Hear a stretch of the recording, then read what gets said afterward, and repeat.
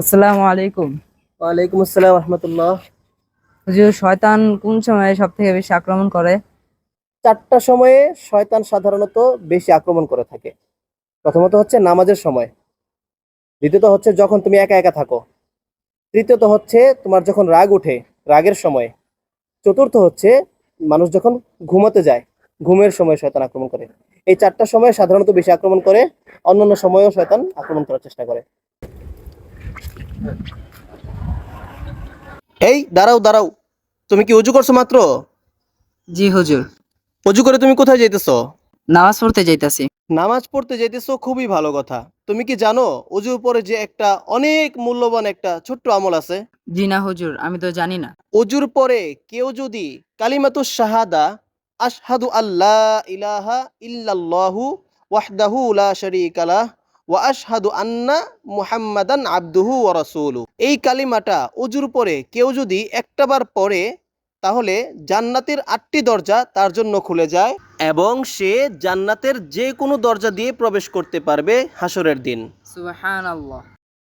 এই জন্য এই আমলটা আর কখনো ছাড়বা না, ঠিক আছে? জি। এই তুমি কালকে ক্লাসে আসো নাই কেন? হুজুর, আমি একটু হাসপাতালে গেছিলাম। কেন? আমার দুঃসম্পর্কে একটা আঙ্কেল আছে, সে মৃত্যুর সাথে পাঞ্জা লড়তেছে। আই এর হাই, জন্য। অনেক অবস্থা খারাপ না? জি। আর শোনো, মৃত্যুর সাথে পাঞ্জা লড়তেছে এটা কেমন কথা? মৃত্যুর সাথে পাঞ্জা লড়তেছে এই কথা কোনো মুসলমানের মুখে আনা উচিত না। কারণ হচ্ছে আমি বলি, আহ পাঞ্জা লড়া যায় এমন জিনিসের সাথে যেটা সমান সমান শক্তি, হ্যাঁ, সমান শক্তি রাখে এমন, বা যার সাথে হার জিতের সম্ভাবনা সামান্য হলেও আছে, তার সাথে পাঞ্জা লড়া যায়। কিন্তু মৃত্যু হচ্ছে এমন এক জিনিস, যখন আল্লাহর হুকুম চলে আসে মৃত্যুর, তার সাথে পাঞ্জা লড়ে কোনো লাভ হয় না। মৃত্যুর সাথে হেরে যাবে এটাই স্বাভাবিক, মৃত্যুর সাথে হেরে যেতেই হবে, কখনোই কেউ জিততে পারবে না। এই জন্য মৃত্যুর সাথে পাঞ্জা লড়তেছে এই কথা কোনো মুসলমানের মুখে আসতে পারে না, ঠিক আছে? জি। হুজুর, আল্লাহ তাআলা কুকুর কেন বানাইলো? কুকুর না বানাইলেও তো পারতো, কুকুর তো নাপাক।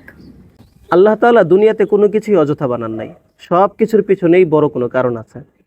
এই যে তোমাদেরকে বোঝানোর জন্য ছোট্ট একটা উদাহরণ দেই, দেখবা মানুষকে উপকার করলে সারাদিন উপকার করবা, একটা ছোট একটা কথা বলবা, পরে দেখবা তুমি যে অনেক উপকার করছো সব ভুলে যাবে, ঠিক না? আর তুমি দেখবা কুকুরকে একটুখানি রুটি দিবা, 2টা লাথি দিবা, 10টা লাথি দিবা, তবুও দেখবা কুকুরটা ঘুরে তোমার কাছে আসতেছে। তাহলে কুকুর মালিক চিনে, তাই না? জি। আর আমরা মালিক চিনি না। তাহলে মালিককে কিভাবে শ্রদ্ধা করতে হয়, কিভাবে ভক্তি করতে হয়, এটা আমরা কুকুরের কাছ থেকে শিখতে পারি। তাহলে দেখো, কুকুর হয়েও আমাকে একটা জিনিস শেখাইলো।